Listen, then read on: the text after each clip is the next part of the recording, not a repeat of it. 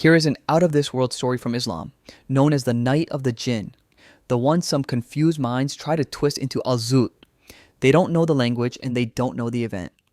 In Islam, humans aren't the only conscious, accountable beings in this world. There are also jinn, metaphysical entities made from a completely different order of creation. They operate in a layer of reality we don't normally perceive. Some people describe rare encounters as ghosts. Like humans, some are righteous and others corrupt. The Quran tells us they were created from scorching, smokeless fire. That description aligns with the behavior of a hydrogen flame, blazing hot, nearly invisible, burning cleanly, producing water as a byproduct. This is not carbon-based biology.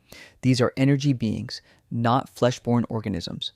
I break down non-carbon life, jinn, the hydrogen fire, and electromagnetic waves in detail in another video. Now, what happened on the night of the jinn? Surah Al-Jinn reports that a group of jinn heard the Prophet, peace be upon him, reciting the Quran.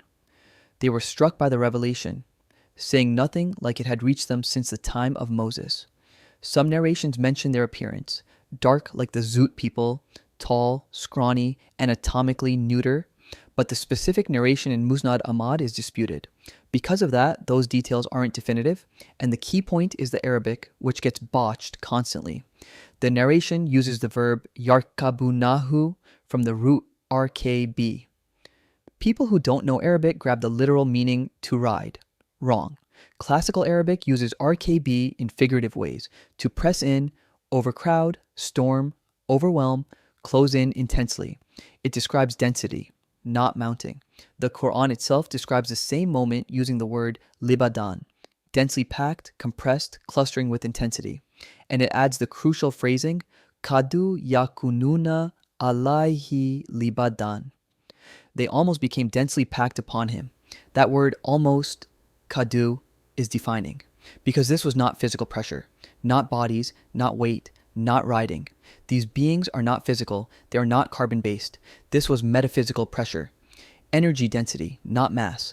The word Libadan appears only twice in the entire Quran.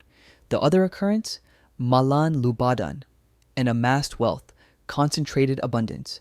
There it describes the mass of wealth. Apply that metaphor to jinn, beings of smokeless fire, and it becomes energy concentration, not physical proximity. Now let's talk physics. Energy density is measured in joules per cubic meter. It tells us how much energy is packed into a volume of space. A simple flame might carry around 10 to the 5 joules per cubic meter. Energy sources concentrated together create field superposition. Their electromagnetic fields overlap, amplify, and produce regions of extreme intensity.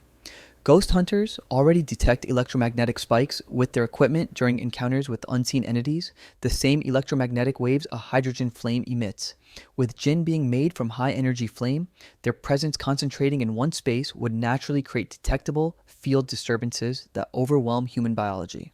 If jinn are high-energy beings, something in the range of 10 to the 8 or 10 to the 9 joules per cubic meter, then when many of them converge in one location, you get massive energetic saturation. And notice, energy density doesn't just exist. It climbs, it mounts, it builds. That ascending pressure, that mounting intensity. That's what the Arabic was describing all along. Not bodies piling on top of each other, but energy density rising, climbing toward critical levels like a mounting wave. The Quran says they almost reached that point. Almost. Because if they had fully converged, if that density had climbed beyond threshold, if the field intensity had spiked past what human biology can handle, a human body operating around 10 to the 4 joules per cubic meter would not withstand the differential. It would be catastrophic. That is why the verse uses kādū. They neared the limit, the energy density climbed, but they stopped just short. The Prophet wasn't physically touched, ridden, or mounted. He was immersed in a cluster of beings made of smokeless fire, drawn irresistibly to the Quran, their presence saturating the environment with energy beyond what a human can handle. Energy climbing, mounting, building toward levels his body was never designed to withstand. He emerged drained, not from physical contact, but from exposure to a concentrated field of non-physical entities. And that is the real story of the Night of the Jinn, a metaphysical encounter between the Prophet and energy beings created from clean, smokeless fire, beings whose presence climbed toward critical density around him. Almost.